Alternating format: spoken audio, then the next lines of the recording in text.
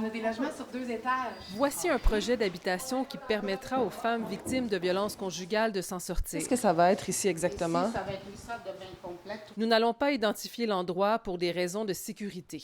Si ce projet avance bien, plusieurs autres au Québec sont menacés. On a appris ces derniers jours que des projets pour lesquels la SCHL avait réservé des fonds viennent d'être abandonnés. Si on n'a pas ces sommes-là, la Société d'habitation du Québec ne permet pas de commencer le chantier.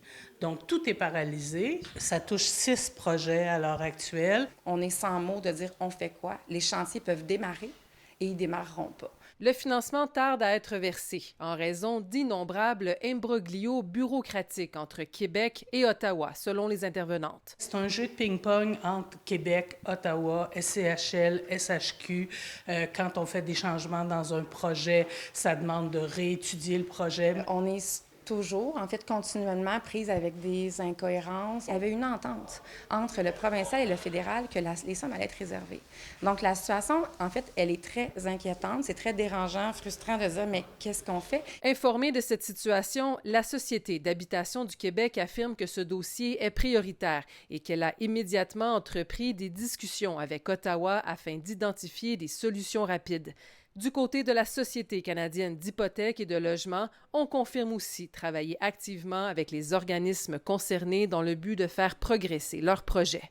À l'heure actuelle, on dit qu'il faut passer là, dans le chat de l'aiguille du logement social, donc avec des critères qui ne correspondent pas à la réalité des maisons d'hébergement.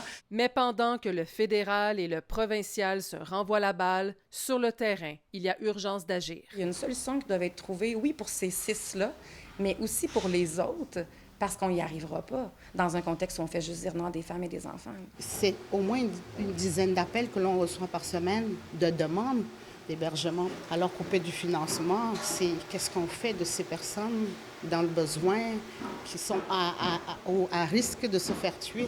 SOS Violence conjugale nous a dit que dans la dernière année, elles ont refusé 10 000 demandes d'hébergement. 7 femmes ont été tuées par leurs conjoints depuis le début de l'année au Québec. À Montréal, Marie-Michèle Auzon pour Nouveau Info.